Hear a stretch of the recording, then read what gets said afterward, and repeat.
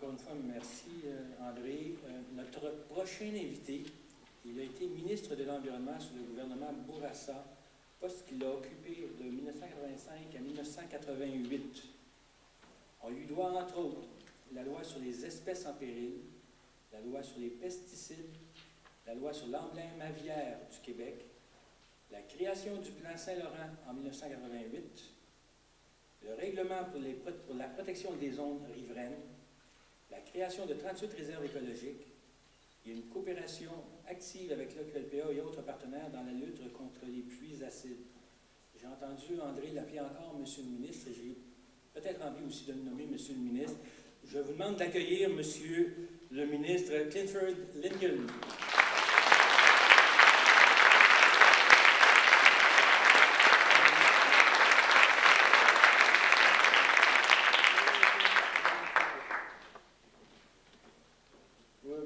Tout d'abord de saluer André Belle-Île et la QLPA. Nous avons travaillé ensemble de très près pendant plusieurs années. Ça a été une époque qui m'a laissé des souvenirs qui demeurent. Une lutte pour l'environnement, pour les futures générations. C'est facile de commencer des organisations. C'est beaucoup plus difficile de les tenir au pied, de les continuer, de persévérer malgré tous les défis qui font face. Je crois que la QPA mérite beaucoup de gratitude de la part de tous ici.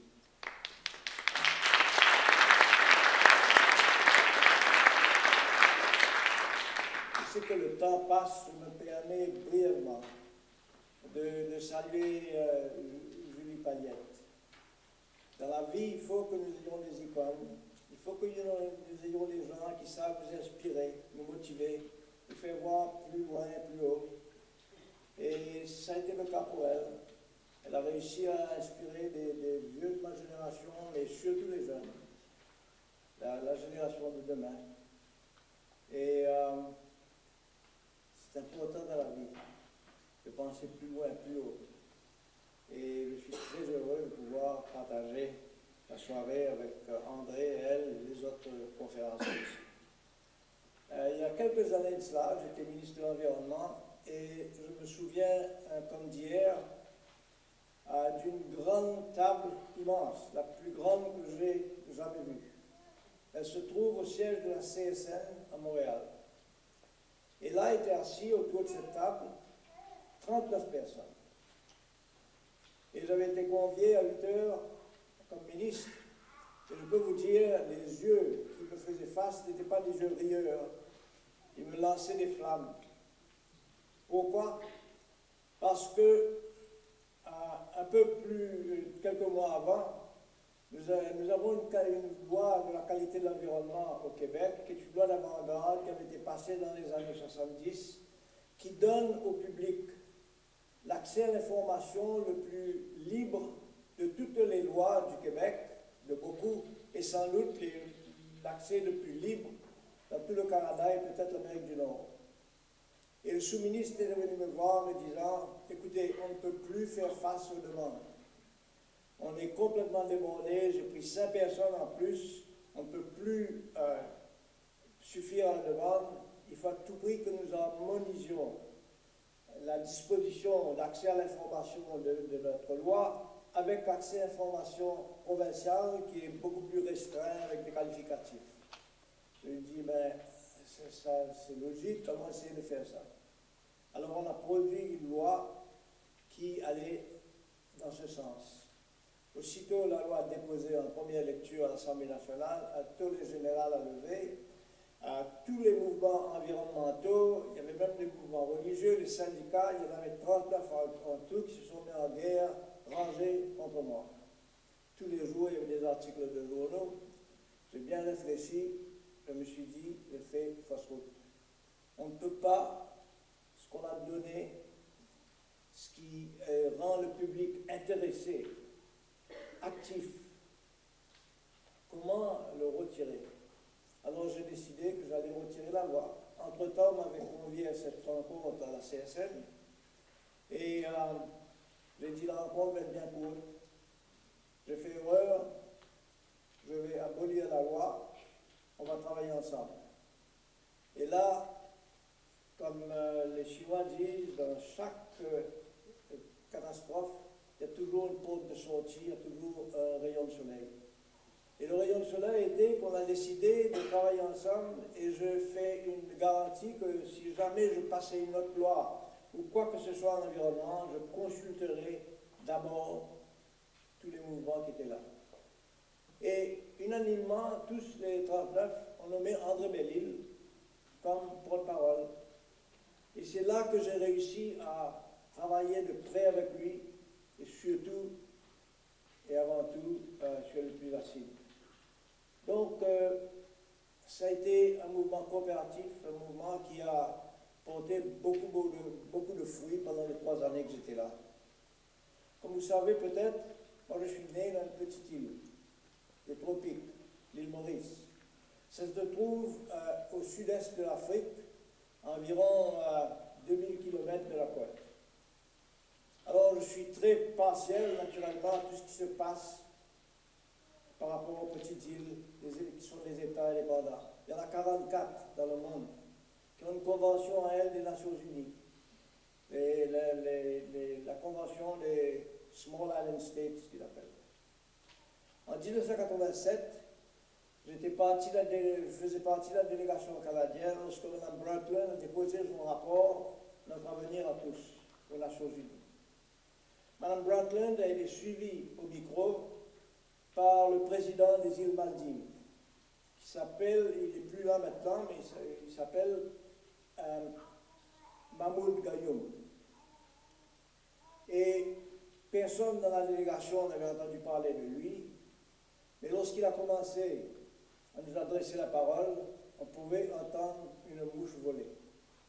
Il nous a décrit ces îles, un millier d'îles, un archipel au sud du sous-continent indien, et il décrivait ces îles comme, dans les mots de Thor Heyerdahl, le célèbre explorateur norvégien, comme des bijoux sur un coussin de bleu, qui est l'océan Indien.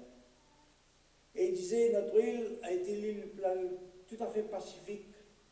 On vit dans la paix totale, jusqu'à que les années 80, le premier raz-de-marée arrive, causant des dommages. L'année d'après, il y a eu un raz-de-marée beaucoup plus puissant, qui a causé beaucoup plus de dommages, mais pas de morts ou de blessés. Le troisième a été fatal. Ça a tout détruit sur son passage. Il y a eu des morts, il y a eu beaucoup de blessés.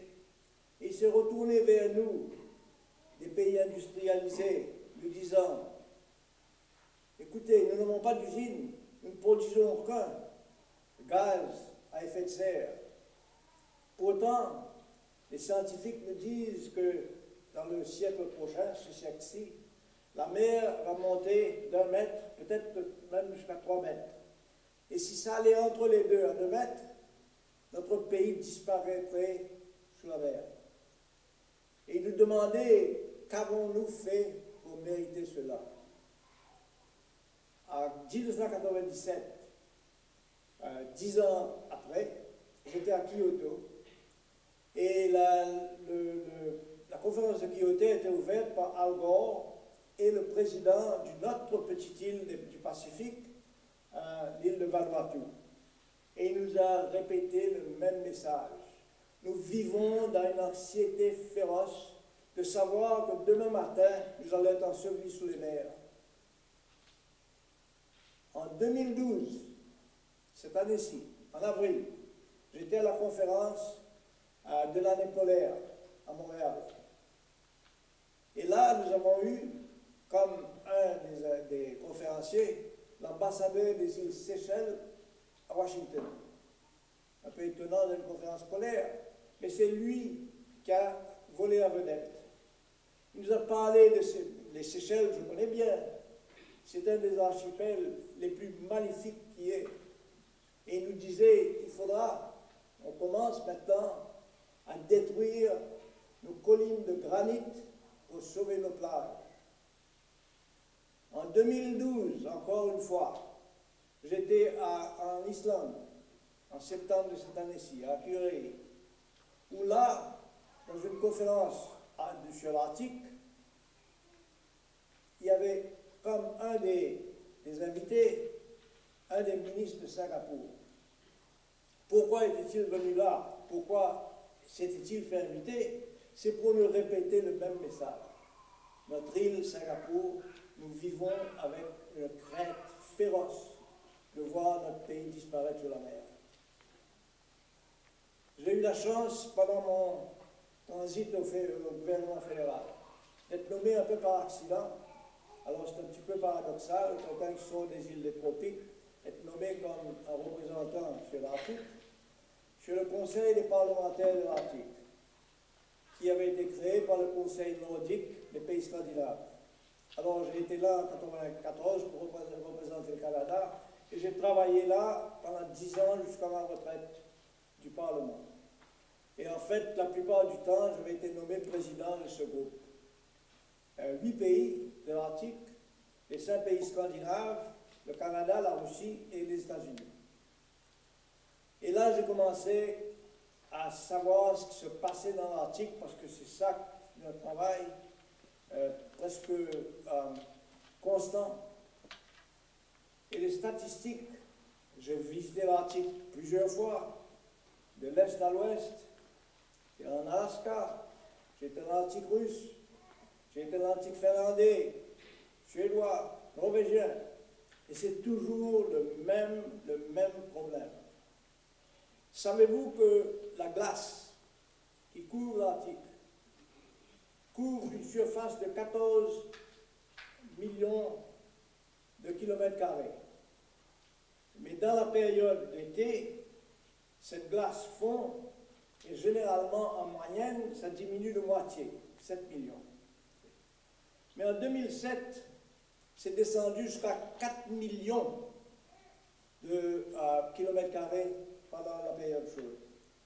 Ce qui veut dire que si ça continue à ce taux, et tous les scientifiques disent qu'au contraire, ça s'accélère, la mer Arctique va être une mer ouverte d'ici 30 à 50 ans.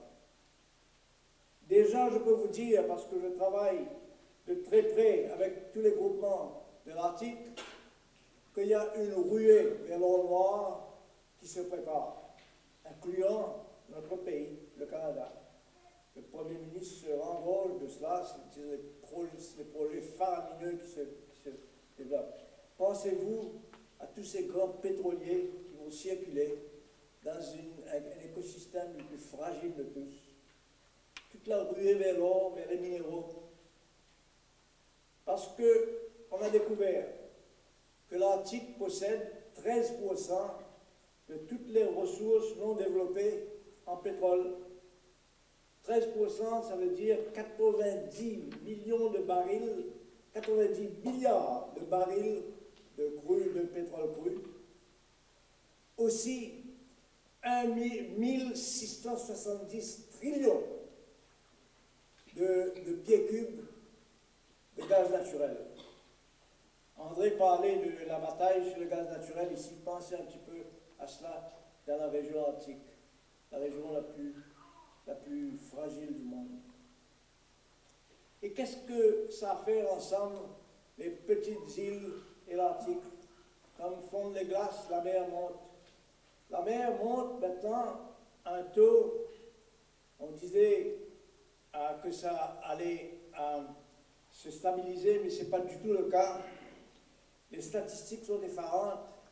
Selon le Conseil national de la recherche aux États-Unis, ça pourrait aller jusqu'à 140 cm d'ici l'année 2100. Ce qui veut dire que la montée de la mer va non seulement causer une dévastation de les petites îles comme mon île natale, mais ça va affecter toutes les régions côtières, ça va affecter tout le balancement écosystémique des mers. Maintenant, on retrouve dans l'Arctique des poissons qui remontent, des saumons qui remontent jusqu'à l'Arctique. Là, ça va être un cataclysme effarant. Que faisons-nous pour changer tout cela? Comment est-ce qu'on peut, devant tout cela, nous dire, nous, chacun d'entre nous, dans notre milieu, comment est-ce qu'on peut changer tout ça? Naturellement, on ne peut pas faire du miracle. On ne peut pas, chacun chez soi, changer le cours global, à moins que chacun d'entre nous fasse son petit bout. C'est que si chacun fait son petit bout et que tous ces petits bouts se rajoutent, ça fera un grand bout. On ne peut pas tous être des précurseurs, des changeurs d'opinion à base globale.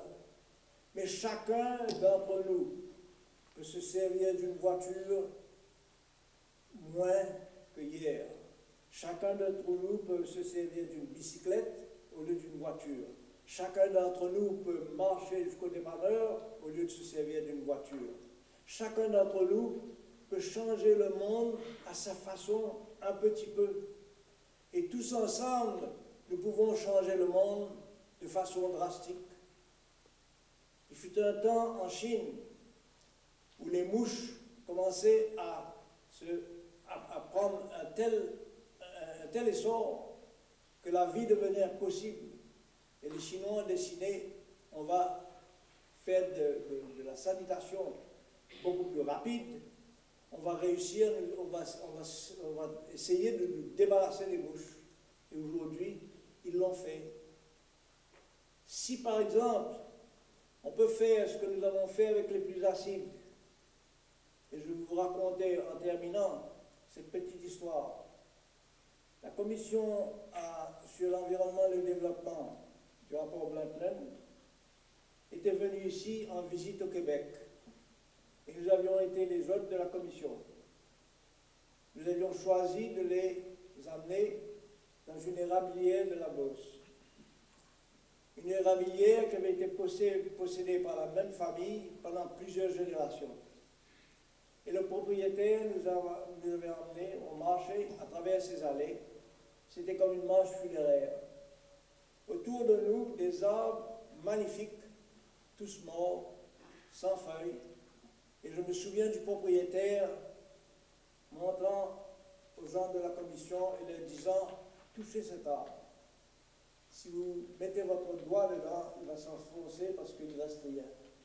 Cet arbre est complètement vide de sap, il est complètement mort. Il dit, on ne peut même pas s'en servir pour du feu de bois. C'était vraiment comme une espèce de raison funéraire de voir ce magnifique endroit, ces arbres qui avaient été plantés avec tellement de passion et de cœur, être morts parce que quelqu'un d'autre là-bas avait envoyé une pollution qui était complètement néfaste à ces arbres, pendant que lui, l'innocent, allait payer le prix. Et grâce à un mouvement qui a commencé par quelques personnes, ensuite ça s'est agrandi, c'est devenu une coalition nord-américaine, on a réussi à renverser la vapeur. Et c'est la même passion pour essayer de préserver les générations futures qui devrait nous amener à chacun faire son petit bout. J'ai eu la chance, depuis plusieurs années, de travailler de près avec un groupe autochtones, les Algonquins du lac Barrière, qui vivent dans des conditions que vous ne pouvez pas imaginer. Des petites maisons, parfois 18 par maison, sans électricité au Québec, où ils vivent là, au bord d'un réservoir hydroélectrique. Et l'électricité parvient par une génératrice au pétrole, à l'huile. Et ces gens-là ont une fortitude, ont une passion pour leur territoire, pour leur écosystème. espèce, qui est tellement enraciné que rien ne va les déranger. Ils acceptent toutes sortes de sacrifices, mais pour eux, le patrimoine environnemental, qui est pour eux une culture, mère la terre, reste là intègre. Et ils me parlent toujours de leur concept des 7 générations. Ne faites jamais rien sans penser à la 7e génération. Ne pensez pas seulement à la génération à venir, mais 7 générations plus loin. C'est pas facile. On vit dans un monde à vitesse. On vit dans un monde tellement rapide qu'on ne pense plus à ces choses-là. Mais si chacun d'entre nous peut essayer de faire ce que André Belle-Isle a réussi à faire pendant 30 ans, ce que la QLPA a réussi à faire, l'éducation populaire, de sensibiliser les gens. Et moi, je crois que si les gens sont sensibilisés à la préservation de la planète, à la préservation des autres, des innocents, comme les Ivoires de ces petits États, comme les gens de l'Antique, qui n'ont pas de voiture, qui n'ont pas d'industrie, qui n'ont pas de centrale thermique, et qui sont eux ceux qui payent pour ceux d'entre nous qui vivons dans des circonstances tout à fait inamicales à l'environnement. Donc, tout mon message est bien simple. Continuez, ne lâchez pas, faites votre petit bout. Ensemble, nous pouvons changer les choses. Et c'est ça la résolution qu'il faut tous que nous prenions et que nous tenions comme André l'a fait pendant 30 années. Merci.